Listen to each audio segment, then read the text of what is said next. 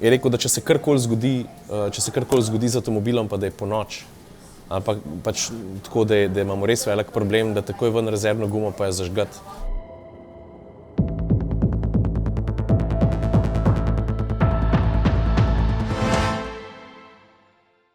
Postal bo muzikant. Smo? No, zdaj pa tako. Približujem se finsko-ruski meji, za nami so Helsinki, pa ne samo to, tudi tam je 5300, 5400 prevoženih kilometrov. Pred nami pa Rusija. Tale teden je bil nor, začel se je v Københavnu, kjer smo najprej opravili z enim takim arhitekturnim inženjerskim čudom, kar se mene tiče, 16-kilometrskim Orezundskim mostom. Ta te pripelje direkt v Švedsko, Malmo, pa po švedski obali cel cajt do Osla. Vmes smo naredili en tak lep obvoz. Tomaž je zame za vsega je predlagal. Smögen se imenuje kraj, upam, da sem prav naglasil. Ta prav čas smo tja prišli, sončen zahod, zelo lepa izkušnja.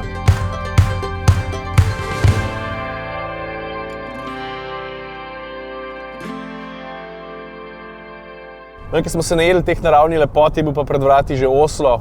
V Oslo smo se dobili pa s predstavnikom njihovega ali pa norveškega olimpijskega komiteja, ki nam je odprl oči na marsikakšen način, predvsem s tem, koliko korakov so že naredili na poti k izboljšanju trajnosti njihovih projektov, ki so povezani s športom, kako gledajo naprej v tem smislu, da športnike porivajo v prvi plan, ko pride do komunikacije s celotnim narodom.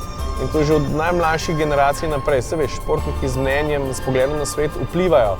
Poudaril je njihove trajnostne prakse, ki so povezane tudi s tem, da morajo imeti mulčki opremo, ki zdrži dlje, pa kje pa na kakšen način je narejena, izdelana, da lahko prenese več generacij. Skratka, zelo dober pogovor, ki nam je dal veliko, obenem je pa on dobil tudi veliko z naše strani v smislu, kakšnih projektov se lotevamo. Noben od olimpijskih komitejev na poti do zdaj še ni uspel izenačiti našega projekta z podobno velikim ali pa podobno težkim v smislu kontenta po vsebine. Iz Osla v Lillehammer na minus 15 stopinj in grede, tam smo se lotili tudi enega izziva na malo drugačen način. Dajem ti izziv, da me prehitiš, da postaviš boljši čas, kot sem ga imela jaz. Katja Koren, hvala za tvoj izziv. Zdaj smo tukaj, blizu Lillehammerja, Hafjell, tukaj si postala bronasta.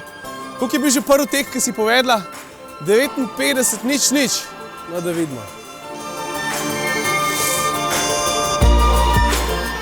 Kaj, če ima Top Gear lahko svojega Stiga, pa ima lahko svojega Tomaža.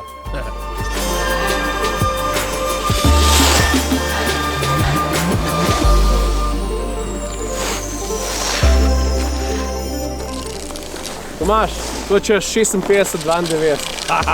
Katja Koren za dobre 2 sekunde te je opravil. Kaj je zdaj to? Je pa res, da mogoče ni imel vrat. A to šteje pol.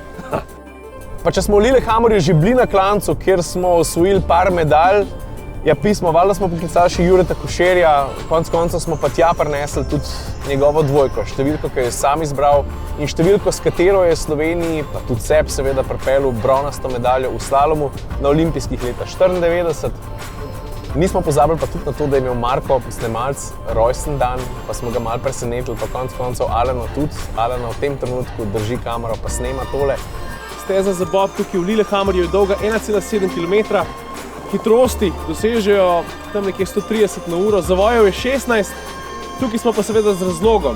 Mogoče tudi zato, ker Marko misliš, da se bo dol peljala piksna, ampak je pa tako, da si imel pa vsem rojsten dan, tako da smo pripravili eno dobro vožnjo v bobu samo zate. Kaj? Čez 10 minut si boš dal gor čelado in se boš spustil po pisti. Hvala, stari. Yes!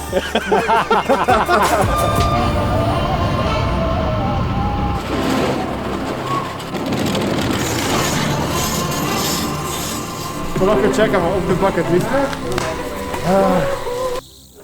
Dobro jutro. Ej, danes je, ma se vseeno, veliko se bomo vozili, kaj naj ti rečem. Pa smo si vzeli tele custom made termoske, veš, vsak ima svojo nalepko gor. In zdaj poslušam, kako sem samo všečen, ko imam svoj piskar na termotmane, kaj naj ti rečem. V glavnem Lillehammer, tukaj Štokholm. 700-800 km, večino po navadnih cestah, kva pritisnem se, ne vem. In to je to, pojmo.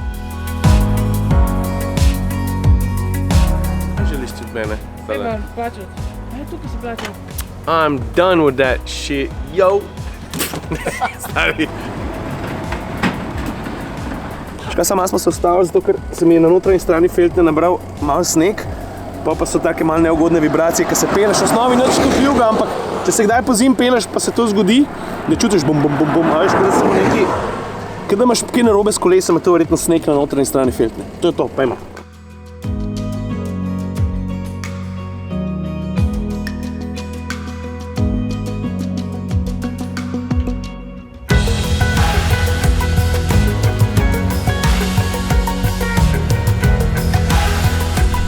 Stockholm, -5, zakaj tu temperaturah govorim, predtem smo bili v Lillehammerju, -10, -15, je bil predvsem res, ampak teh -5 tukaj je toliko tečnih, malo vetriča, je to ta prava beseda.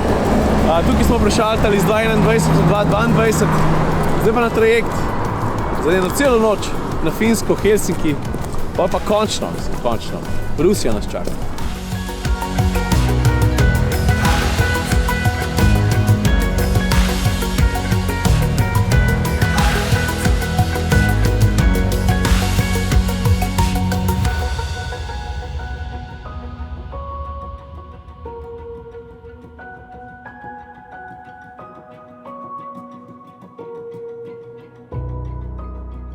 Meni je dal prijatelj mi je dal en stik od enega gospoda, ki je živel v Sibiriji oziroma v Rusiji 15 let.